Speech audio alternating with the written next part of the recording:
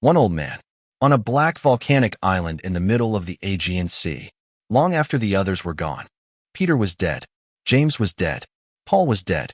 Thomas had gone east, so far east that the stories of what happened to him would take centuries to come back. One by one, the men who had walked with Jesus had been killed, or worn out, or scattered to the edges of the Roman world. And this old man, the last one, the one Jesus had called the Beloved, this old man sat on an island called Patmos and picked up a pen. He was writing a gospel. He had been writing it for decades, really, turning it over in his mind, choosing what to include and what to leave out. He had seen things the other gospel writers had not recorded.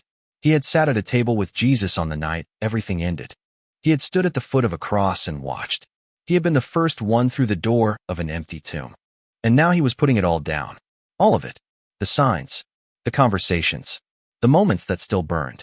And at the very end of his account, after the empty tomb, after the resurrection appearances, after Thomas pressed his fingers into the wounds, the old man wrote one final scene. A beach, a fire, 7 men in a boat, and fish, 153 of them. He did not explain the number. He just wrote it down. For 2,000 years, people have tried to explain it for him. Mathematicians, theologians, scholars, men and women who spent their lifetimes inside these texts. Augustine counted. Jerome counted. Origen counted. Every generation produces someone who looks at that number and cannot let it go. And none of them are wrong to look. Because John does not write carelessly. In 70-odd years of carrying these memories, he chose every word. He chose every scene. He could have written, "They caught a great number of fish." Luke uses that phrase in chapter 5, at the first miraculous catch. Vague, warm, sufficient. John does not write a great number. John writes 153. Stay with me. This is not a fishing story. This is not a miracle story. This is not even a resurrection story. Not exactly. This is a story about a number that does not exist by accident, hidden at the end of the last gospel written by the last eyewitness alive. A number that ties together the law of Moses, the vision of Ezekiel, the catalogues of a Roman naturalist who died before John ever wrote a word, and the most devastating 3-question conversation in all of Scripture. And when you see what it means, when the whole thing comes into focus, you will understand why the old man did not explain it. He trusted that one day you would count. To understand John 21, you have to understand where Peter was when it happened. Not geographically. You know where he was. Galilee, the Sea of Tiberias, the same lake he had fished his whole life before Jesus walked up to the shore and changed everything. You know the geography. You need to understand where Peter was inside. 40 days had passed since the resurrection. Jesus had appeared. The tomb was verified empty. Peter had seen him. And yet, something in Peter was not right. Something had not healed. You know the thing he had done. 3 times, around a charcoal fire in the courtyard of the high priest, a servant girl and 2 bystanders had asked Simon Peter if he was with Jesus. And 3 times, once, twice, 3 times, Peter had said no. No, I do not know him. No, no. And then the rooster crowed. And Jesus turned and looked at Peter across the courtyard. And Peter went outside and wept bitterly. The Greek word the Gospels use is akleo, to weep loudly. Not quietly. Not dignified tears in the dark. Loud weeping. The kind that comes out of a man when he has done something he cannot undo. And now it was 40 days later. The risen Christ had appeared. But no one had addressed the denials directly. No one had said, "Peter, what happened in that courtyard? Let us talk about it." The wound was still there. Under the surface. Unspoken. And so Peter did the only thing a broken man knows to do. He went back to work. "I am going fishing," he says. Just like that. Simple. Declarative. He is done waiting for something to happen. He is going back to the boat, back to the net, back to the one thing he knew before all of this started. And 6 other disciples, Thomas, Nathanael of Cana, James and John, and 2 others unnamed, get up and follow him. Notice who is there. Thomas, the one who doubted. Nathanael, the man Jesus called an Israelite in whom there is no deceit. James and John, the sons of thunder, fishermen by trade, who had left their father's boat 3 years ago and had not been back to work since. All of them in this boat together. All of them back where they started. They fished all night. They caught nothing. Here's what most people miss about that detail. The Sea of Galilee, the Sea of Tiberias, as John calls it, was one of the most productive fishing waters in the ancient world. Josephus, the Jewish historian writing in his Jewish Wars in the 1st century, describes the lake as extraordinarily abundant, its waters teeming with fish of exceptional variety and quality. These men were professionals. They had nets and experience, and they knew where to cast. They were not amateurs who happened to fail on one unlucky night. They caught nothing. The sea that had fed their families for generations gave them nothing that night. And as the darkness stretched into the gray hour before dawn, 7 men sat in a boat with empty nets and an unspoken weight between them that none of them had the language for. And then, from the shore, a voice. "Children, you don't have any fish, do you?" Pause on that word. Paidia. Children. That is how the figure on the shore addresses them. Not fishermen. Not disciples. Not men. Children. It is a term of affection, a term a teacher uses for students he loves, and it implies something devastating in context. He can see them clearly, and he can see their nets, and he already knows the answer to his question. They call back, "No. Cast the net on the right side of the boat, and you will find some." Why the right side? They have been fishing all night. They know this water. This stranger on the shore, too far away to see clearly in the half-light of dawn, is telling experienced commercial fishermen where to put their net. They cast anyway, and the net filled. Immediately. Not gradually. Not eventually.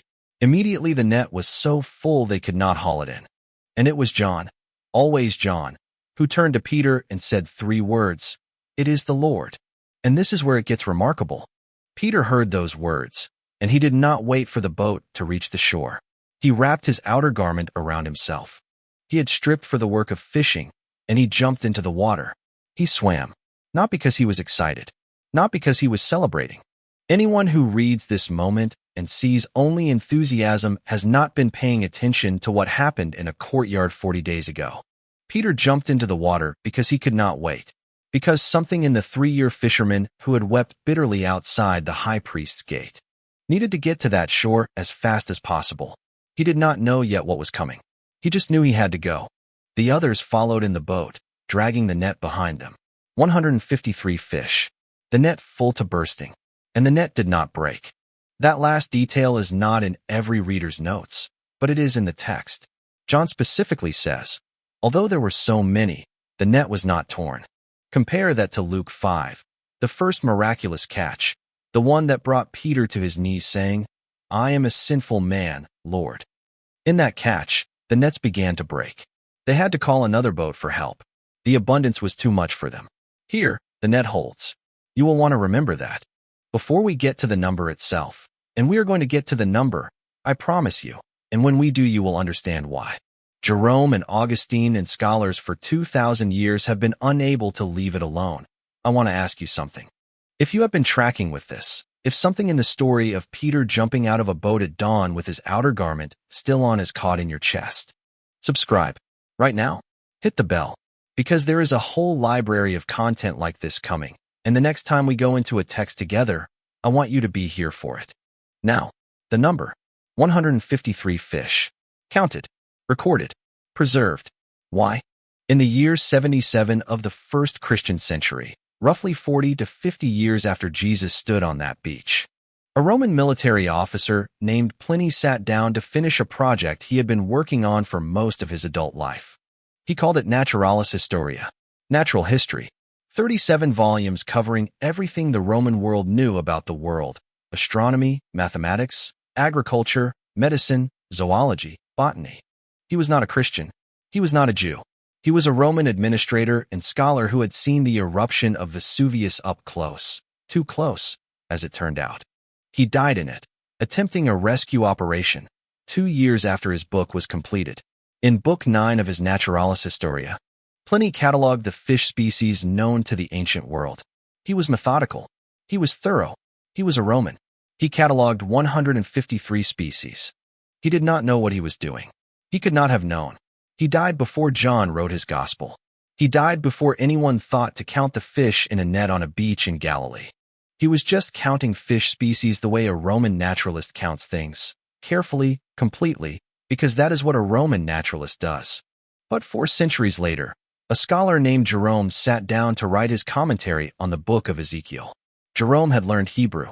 He had gone to Palestine, learned the language, walked the land, and produced the Vulgate, the Latin Bible that the Western Church would read for 1,000 years.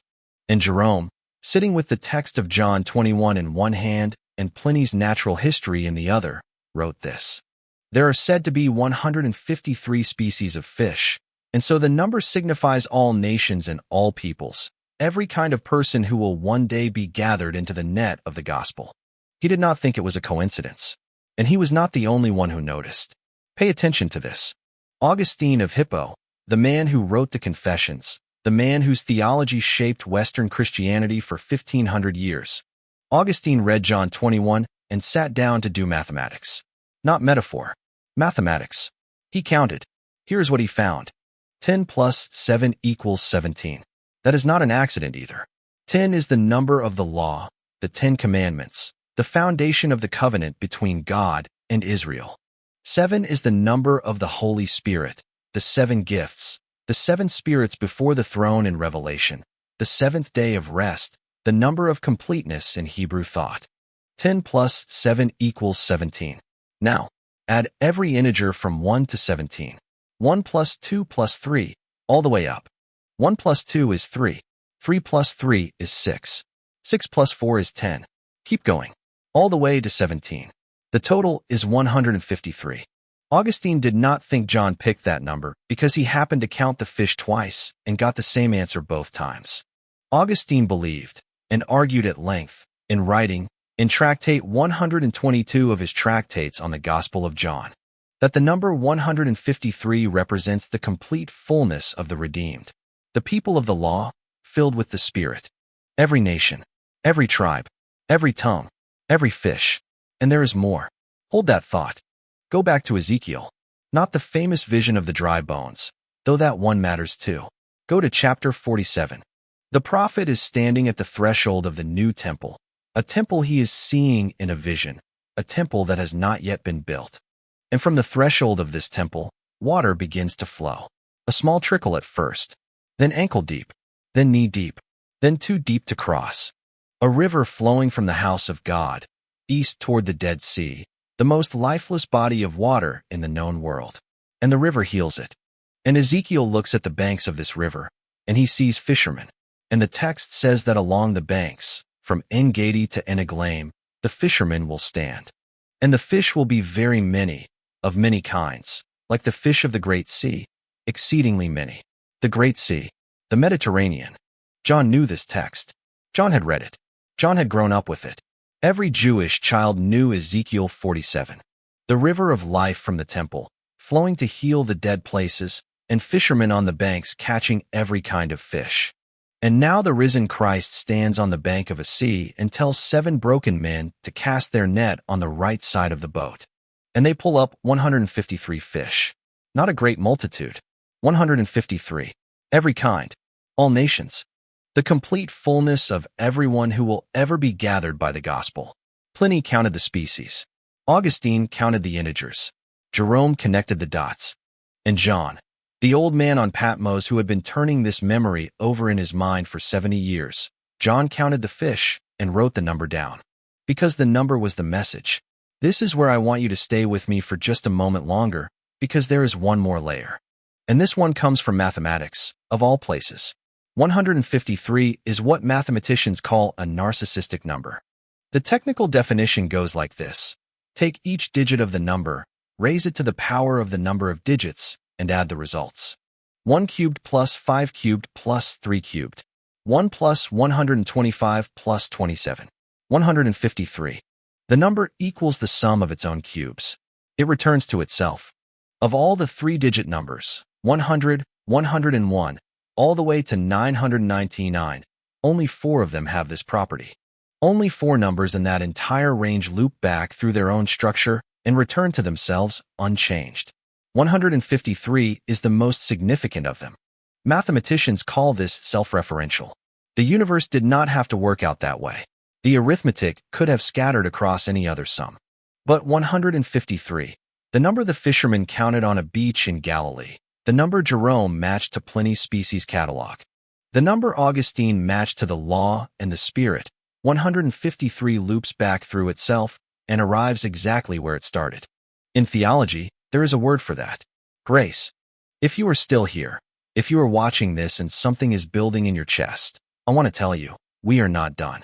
The number is extraordinary, but the number is not the point. The point is what happened on that beach after the net was counted. If this has been landing differently than you expected, subscribe, share this with someone who needs it, because where we are going in the final section is the part one could not stop thinking about for weeks after I first read it slowly. Stay with me. Here is what John does not tell you immediately. He tells you about the fire first. When Peter swam to shore, when the others dragged the net behind the boat and pulled it up on the beach, Jesus was already there, and he had already built a fire. The text says, in the Greek, Anthrakia, a charcoal fire, fish cooking on it, bread beside it. Anthrakia, charcoal fire. John uses that word exactly twice in his entire gospel.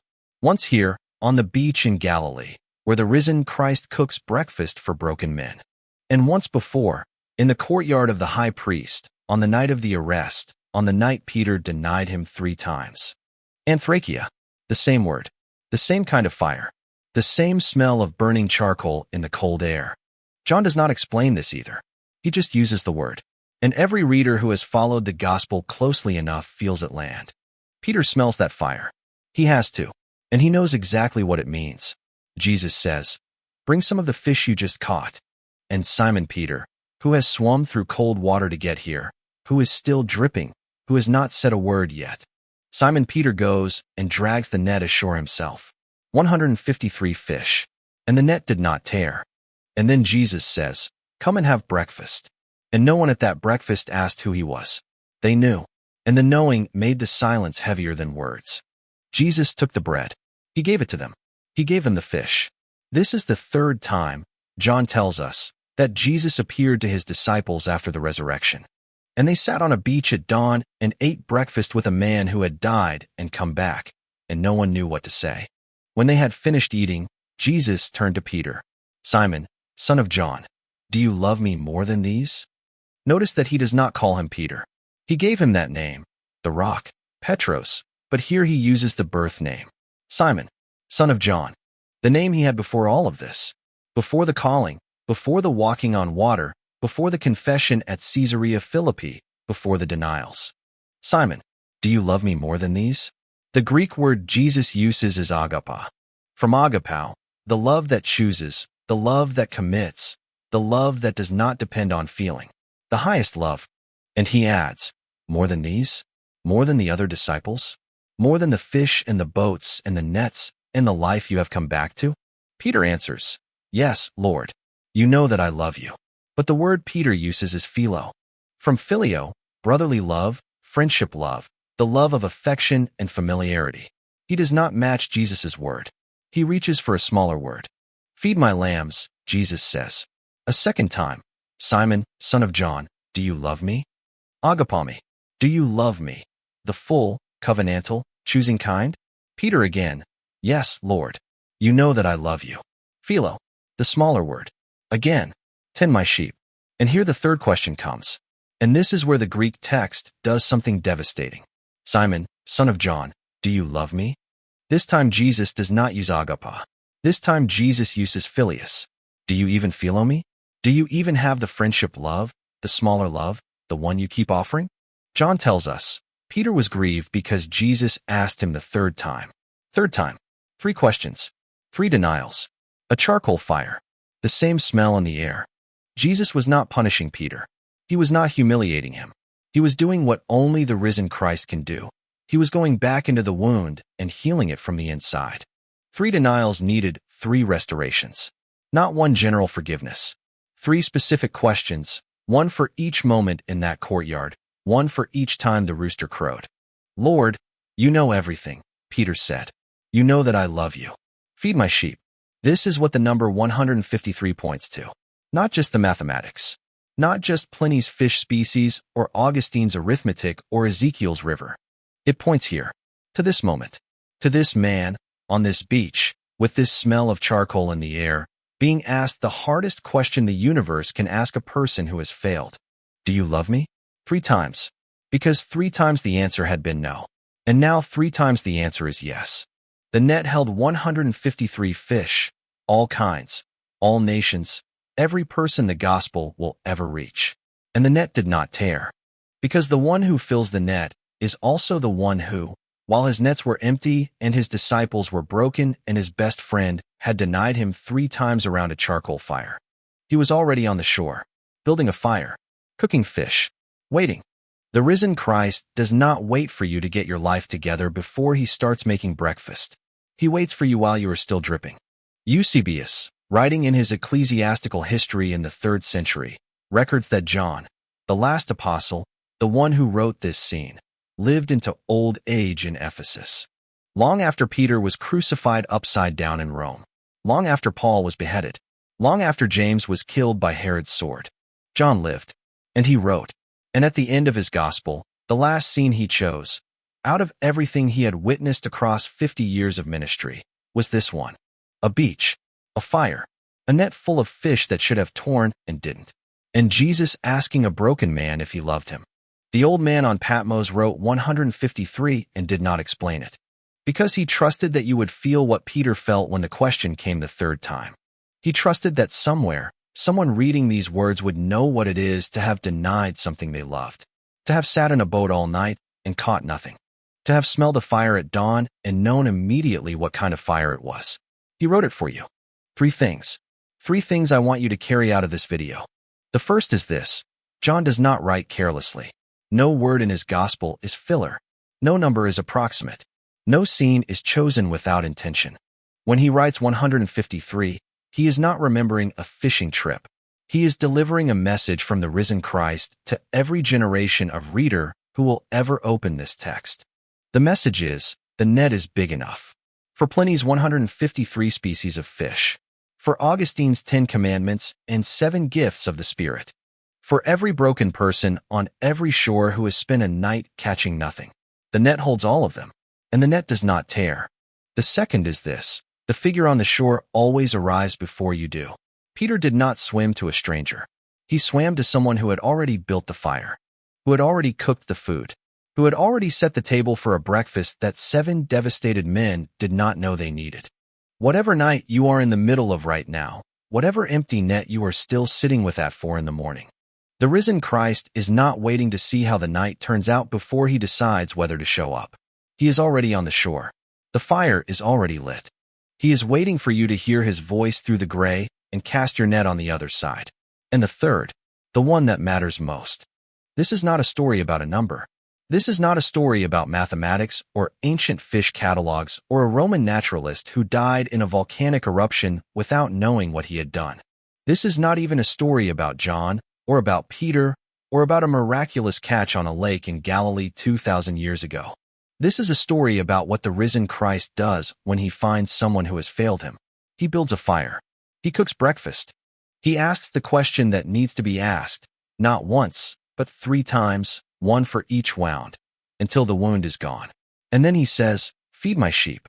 Not, sit down and recover. Not, we will see if you are ready someday. Not, I will think about whether I can use you again. Feed my sheep. Get up. Go. The net holds all nations, and I need you to carry it. He did this for Peter, the man who said, I do not know him, 3 times with the fire still burning. He will do it for you. One more thing before you go. I want to know which moment in this video landed the hardest for you. Was it the mathematics, the way 153 loops back through its own cubes and returns to itself? Was it the charcoal fire, that one Greek word John used twice on purpose? Or was it the net that should have torn and didn't? Tell me below, because you watch this for a reason. And sometimes the thing that catches in your chest in a video like this is the thing worth paying attention to. The old man on Patmos did not explain the number. He just wrote it down and trusted that one day you would count.